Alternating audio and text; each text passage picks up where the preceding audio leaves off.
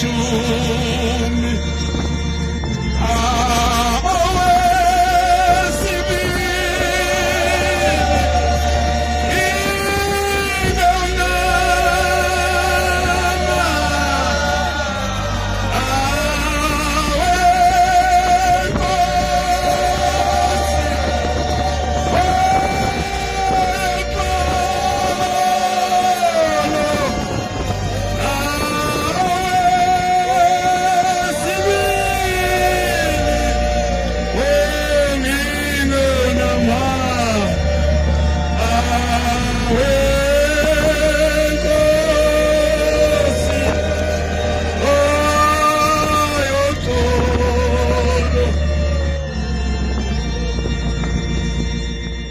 ayikhetha inkosi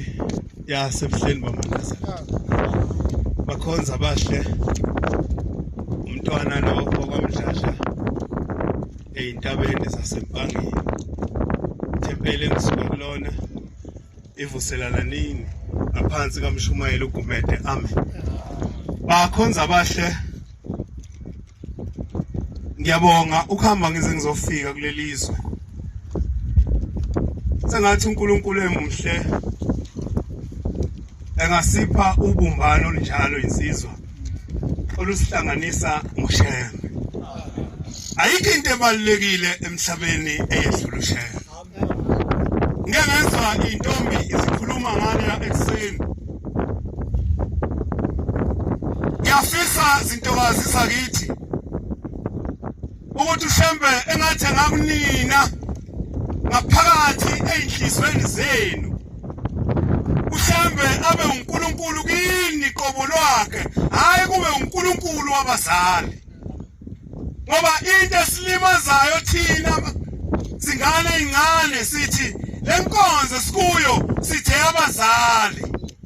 kanti umuntu inkonzo kubalulekile ukuthi amuhle ushembe abe ngaphakathi kuye ngesikhathi abe ngaphakathi ushembe kuye ube ushembe uzobusa yena qobo lwakhe hayi inkonzo kube inkonzo yasekhaya kodwa kube inkonzo yakho ngiyakhumbula ingane ezimbili hlobo ezinhle enkosini lezi ingane kwangeza abazazi ngabangani kungeza amantombazana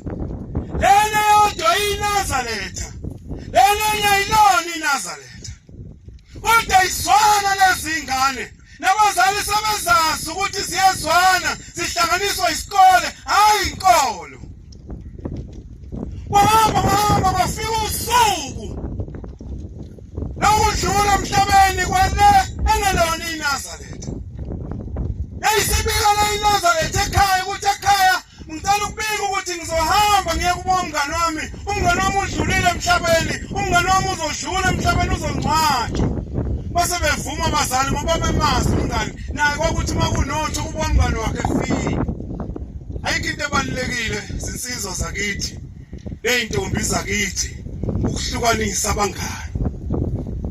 ayikho into ebuhlungu njengokuthi umuntu ekholwe iNazaretha kodwa benabangani abangewona amaNazaretha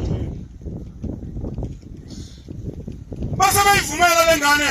yayisiyahamba ihlobo ezinhle enkosini yawufisha umngane wayo kwaba kuhle wafika isikhathi lesokuthi ucela umngane wakhe akhulume ngoba nawe sofika leso sikhathi uthi wakuba umngane wakho okhuluma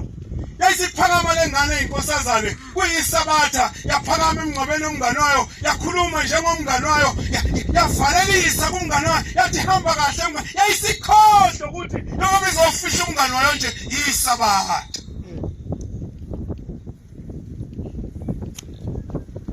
nebala ihlobo ezinhle enkosini wahamba umngcwabo wafishwa kwakuhle kwenziwa konke yavalelisa ingane yabuyela ekhaya kodwa yathi lelo busuku wayisafika umngane wayo wathi kuyona mngane wami ngisho lobe ngiyakhona ngabe ngimukelekile inkinga ukuthi bekukhona wena nawe uvumile abasekhaya ukuthi bengcwabe ngesabatha bangakwelo subafishe ngesabatha ngoba uthi hayi wenzele ihlobo wenzela abangani wenzela omakhelwane ukuthi bazothini makubonakala ngena isidumbu mina ngiphuma nestep ngesabatha kanti abazo omakhelwane ngesabatha wena wenza lutho ngithi ke insizwa zakithi njengoba sikule nkonzo sengathi singane inkonzo hayi inkonzo kamama, singabi nenkonzo kababa, singabi nenkonzo yomfowethu, kodwa ube nenkonzo umphuzo uthembe abekuwe ngaphakathi. Ayikho into ebuhlungu bafowethu, ngoba into ebuhlungu namhlanje siyenzayo esontweni ukungathandani kuphela. uNkulunkulu mangasasinika uthando, buka lolu thando silwenzile uma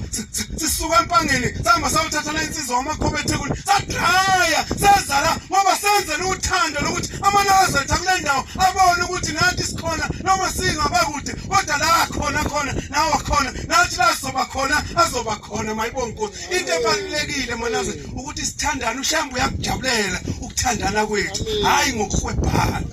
Sengathi ke insaza kithi ninganothando, into ebuhlungu ke niyenzayo